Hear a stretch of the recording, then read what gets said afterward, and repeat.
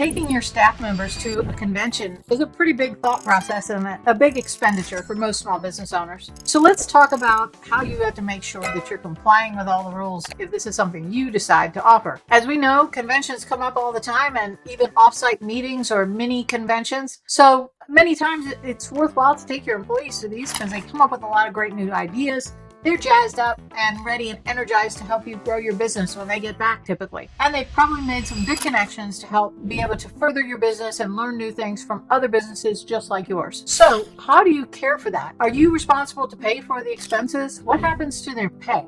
Let's dive in a little bit. You are responsible, most likely, to pay for their convention attendance and maybe any hotel or travel. You don't have to, but most studio owners do want to do that if that's the particular situation where you'd like to ask an employee to attend. Now, if an employee wants to attend on their own dime, obviously you don't have any problems with that.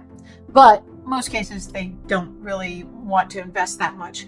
Most studio owners are showing this as an investment in their staff by paying for that. But then the big question comes about, what about payroll? How is that handled? What are you legally required to do? First, traveling time. If your staff is traveling during the time when they would normally be working, you're required to pay them their hourly pay. Now, we're going to assume for all purposes here that this is an hourly employee who is not exempt from overtime. And it's very rare that you'd have a case where somebody's exempt from overtime. You'd have to be paying them a good bit of money and they'd have to be salaried. So we're going to leave that consideration out because it doesn't apply to most studios. So assuming they are paid for hourly work, even a part-time employee, you're going to have to pay for their hours. So let's take an assumption for a moment. Susie, studio worker, works from 3 to 7 p.m. Monday through Friday as a part-time employee.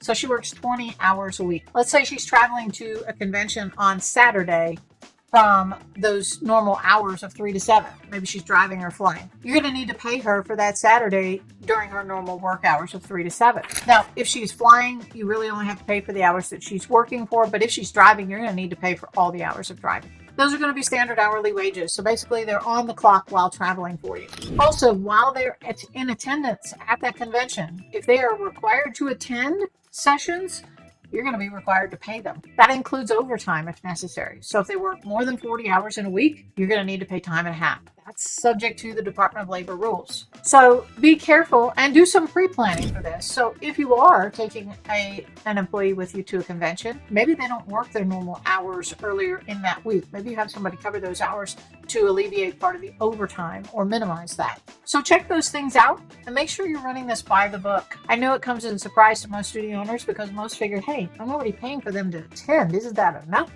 The Department of Labor says otherwise. So check those rules. If you have questions, we are actually going to be posting out a link for a travel policy that you can create, a template that you can use to create for your studio if you would like. So keep an eye out for that. Thanks. Have a great day.